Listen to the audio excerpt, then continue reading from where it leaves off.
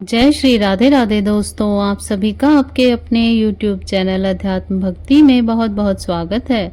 आइए आज आप सब सुनेंगे वैशाख मास महात्म्य में 11वें अध्याय की कथा। अब तक यदि आपने पिछले अध्यायों की कथा का श्रवण ना किया हो तो चैनल पर वीडियो अपलोड है, आप वहां से पिछले अध्यायों की कथा का श्रवण भी कर सकते हैं। तो बोलिए प्रेम से भगवान विष्णु की जय, माता लक्ष्मी की जय, सर्व देवी देवताओं की जय। तदंतर राजा मैथिली पूछने लगे, हे महाराज, वैशाख के जो धर्म आपने वर्णन किए हैं वह बड़े सुलभ हैं और उनसे विष्णु भगवान प्रसन्न होकर तत्काल अर्थ धर्म काम मोक्ष प्रदान करते हैं। ऐसे वेद विहित धर्म संसार में ज्ञात नहीं है। यह क्या बात है, मुझसे कहिए। श्रुतदेव जी बोले, हे राजन, वैशाख मास के कर्तव्य धर्म प्रख्यात क्यों नहीं है और अन्य धर्मों की संसार में ख्याति क्यों है? संसार में पुत्र पौत्र तथा धन संपत्ति सांसारिक भोगों को चाहने वाले मनुष्य बहुत हैं। इसलिए राजस और तामस धर्म संसार में प्रख्यात है और जो इच्छा रहित सात्विक धर्म सुख प्राप्ति कर विष्णु भगवान को प्रसन्न करने वाले हैं वह पृथ्वी पर छिपाने योग्य हैं। इसका कारण बताता हूँ, सुनो। इक्ष्वाकु के कुल का भूषण काशीपुरी में नृग का पुत्र सार्वभौम राजा बड़ा यशस्वी कीर्तिमान नाम का हुआ है।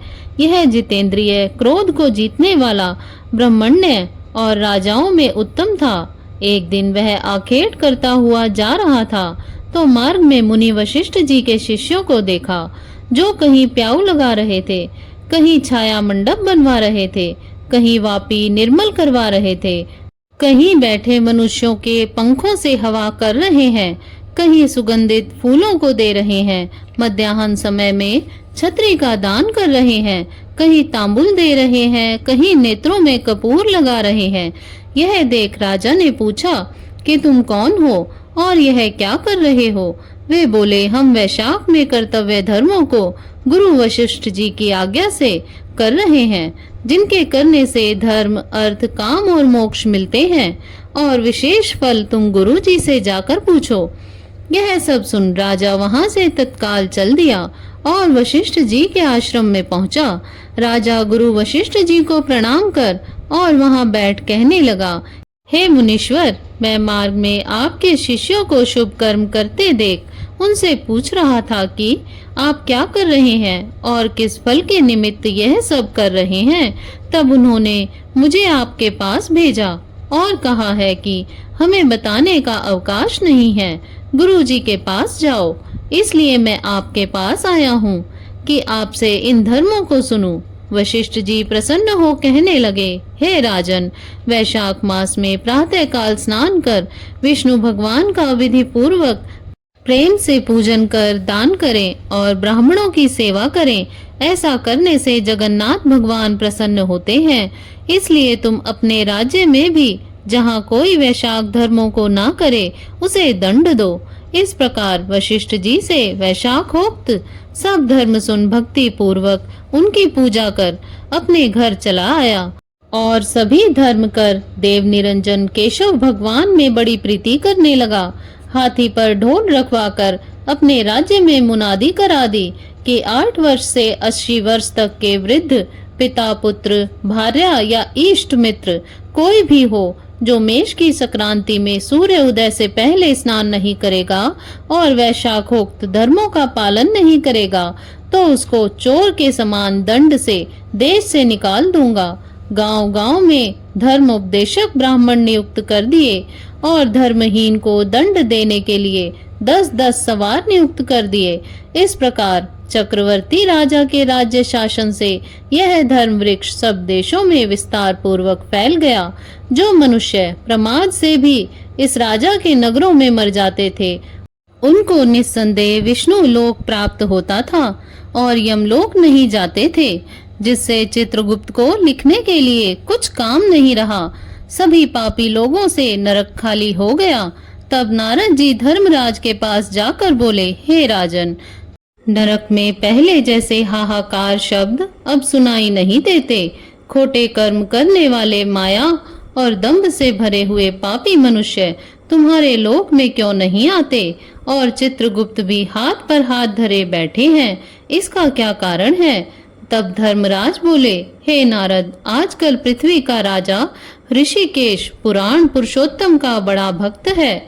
उसने अपने देश भर में मुनादी करा दी है कि सब छोटे बड़े बूढ़े मेष की संक्रांति में वैशाख मास के धर्म का पालन करें। उल्लंघन करने पर दंड के भागी होंगे।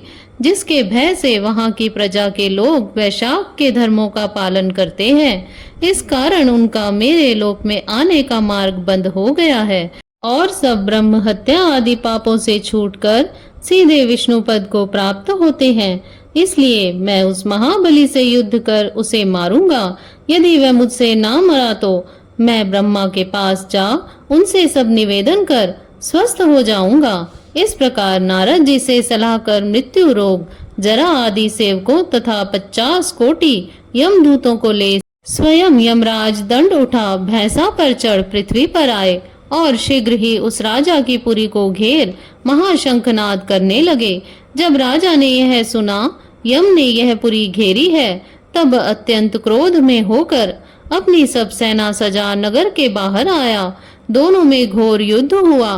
राजा ने यम की सारी सेना आदि को जीतकर क्षण भर में भगा दिया, जिससे क्रोध कर यमराज ने अपने अनेकों बाण चलाए और ढाल तलवार उठा राजा को मारने आया। तब राजा ने 3 बाणों से यमराज के धनुष ढाल तलवार आदि सब काट कर गिरा दिए और एक तीक्ष्ण बाण यमराज के मस्तक पर मारा। तब यम ने क्रोध कर अपना दंड उठाया और उसको ब्रह्म अस्त्र से अभिमंत्रित कर राजा के ऊपर छोड़ दिया।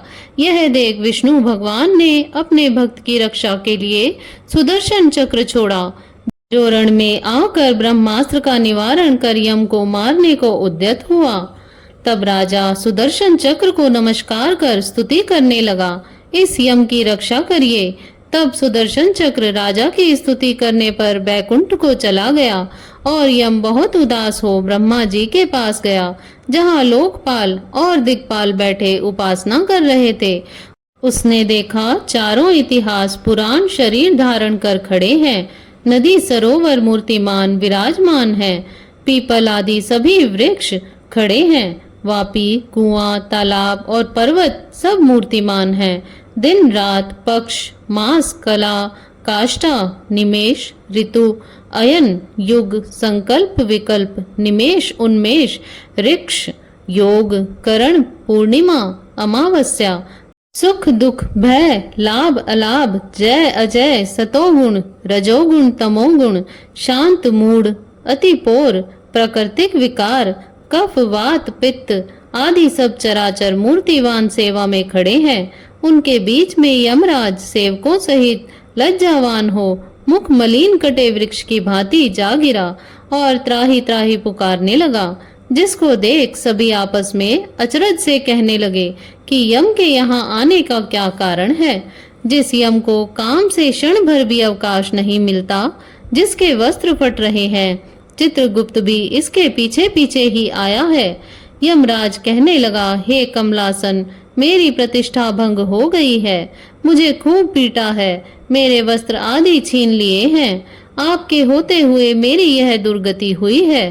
यह सुन सभा में बड़ा भारी कोलाहल हुआ।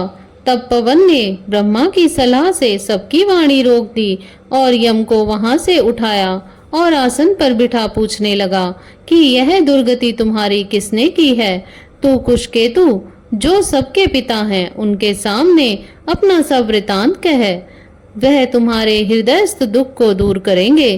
तब पवन के कहने पर यमराज कुशकेतु के पुत्र के मुख की ओर देख बड़े दीन स्वर से गदगद वाणी से सत्य सत्य बोलने लगा। इस प्रकार से श्री स्कंद पुराणीय वैशाख महात्म्य में नारद एवं अम्बरीश के संवाद में कीर्तिमद विजय नामक 11वां अध्याय पूरा हुआ। तो बोलिए प्रेम से भगवान विष्णु की जय, माता लक्ष्मी की जय, सर्व देवी देवताओं की जय। आशा करती हूँ आपको यह कथा श्रवण और जानकारी अच्छी लगी होगी। इस प्रकार से ज्ञानवर्धक जानकारियाँ प्राप्त करते रहने के लिए, व्रत पूजा आदि के बारे में जानने के लिए तथा कथा को श्रवण करने के लिए यदि आप चैनल पर पहली बार आए हैं तो चैनल को सब्सक्राइब कर लें ताकि आने वाली वीडियो की नोटिफिकेशन आपको समय से मिलती रहे। वीडियो को लाइक करें, शेयर करें। सुखी रहें, स्वस्थ रहें। जय श्री राधे राधे। धन्यवाद।